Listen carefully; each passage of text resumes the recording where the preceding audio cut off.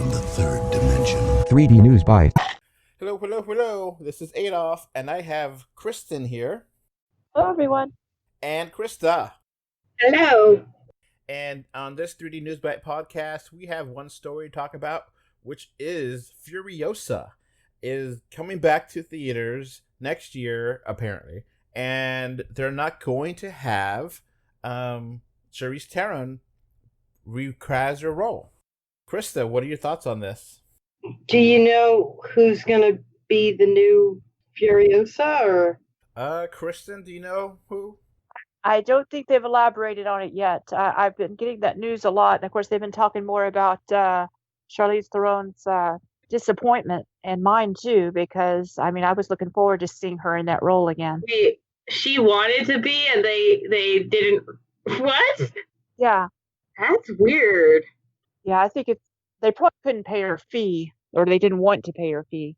So this is officially a prequel to Mad Max Fury Road, and the director has said that he wants to have a young version to reflect that. They're not interested in de-aging Charlize Theron for this movie. And okay, first of all, I'm disappointed as well. I think she did a great job. We all talked about how much we loved her in the podcast we did before, the movie club. And all right, do you think there's a need for a prequel? Yes or no? Krista? I could see how a prequel could maybe work, but is there a need? Not necessarily. Kristen? I would think I would enjoy a prequel if it's done correctly, if it's done better than the Star Wars prequels. Okay, for me, I can understand that there is definitely a story there. We don't know that much about her, but I feel like just keep moving the story along. Make it a sequel, and then have flashbacks so you know who this character is. Yeah, that's what I feel like. I feel like you could have a scenario where it's like you have both, where you have the younger version of Furiosa, but you still also have like the Furiosa we know, and you can have her not even have her in the majority of the movie, but you have like a present timeline thing going on, so she is still in the movie. I don't think they're going to find any actress that looks like Charlize Theron. That's my big apprehension about it. Well, that's what I mean is they should just have her if she wants to do it. Like she looks great. My God, wouldn't have to de-age her much. And if it's, if it's a payment issue, like they can still have, like they can bookend a giant flashback movie with her still being in the movie. I think it's a money thing. Yeah. Well, yeah, if it's a money thing, they can just have her in not as many scenes and have younger Furious. I don't know. I feel like there are ways you could work it out. Yeah. I still think, just do it. Just have a sequel, move the story forward, and then it could be 2/3 new stuff and 1/3 flashbacks, and that's good enough. Now what should we name this movie? Since I don't think Mad Max is going to be part of this movie, because if I guess in theory he could be, but I don't see the need to be. Should we just be the Fabulous Furiosa or what? I don't know. Yeah, maybe just Furiosa. Yeah, keep it simple. Krista, do you have thoughts on the title potential? I think Furiosa is a fine title. Okay. Officially the character title name is Imperiata Furiosa, but they could, What? Yeah. Yeah, it's too complicated. I don't think they ever said that in the Mad Max film, did they? No, it's really just in the cast call if you see it. If they did, there was like one time they mentioned that version of the name, and then that was it. But yeah, that's the official name of the character in Wikipedia and IMDb. So they all have complicated names. Yeah. We have no idea if this will be in 3D as well. I definitely hope so. We all really enjoyed watching this again for the movie club. So hopefully it will be. I really thought 3D was taking on traction, but it seems like it's fizzled out just like every other reprise of the genre, and I'm confused as to why. Well, I mean, right now it's because the entire industry is dead.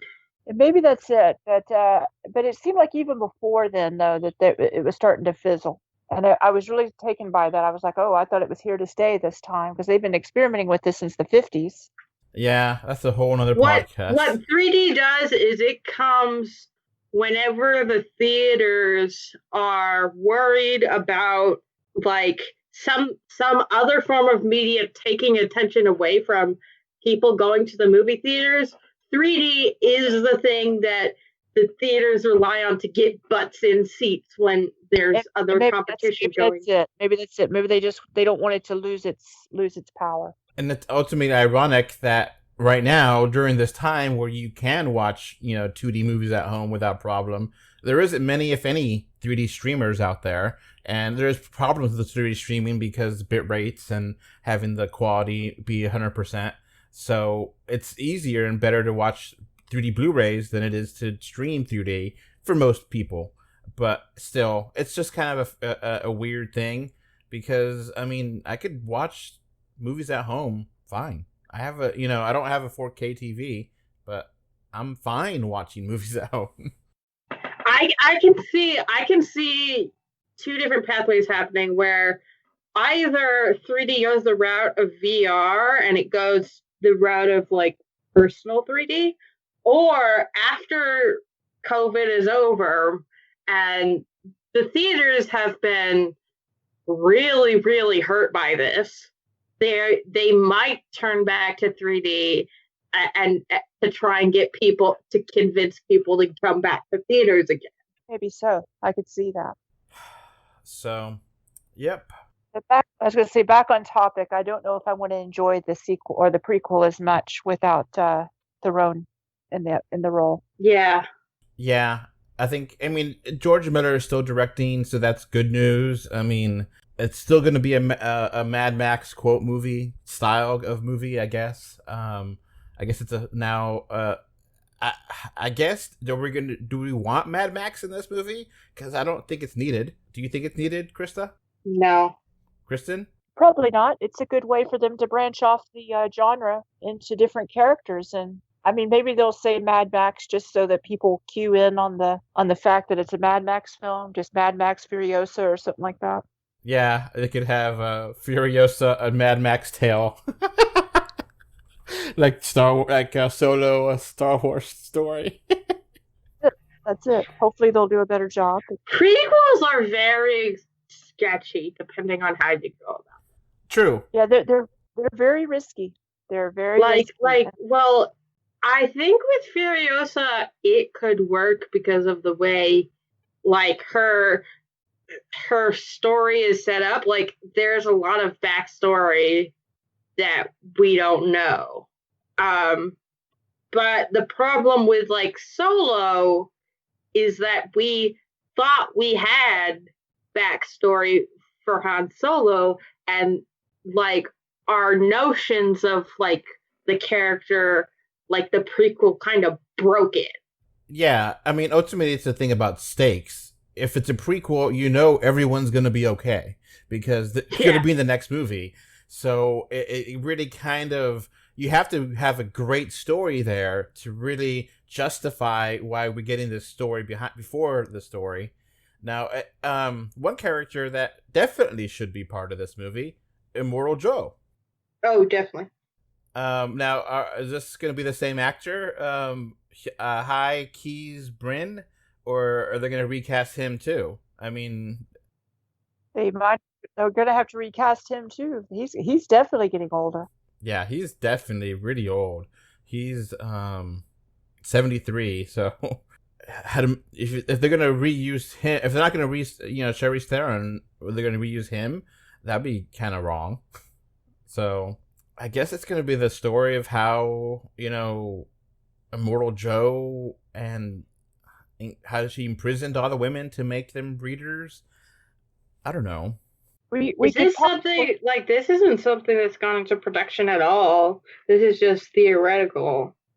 I think they're starting production and they're going to start filming next year, but I'm not sure if that's happening yet.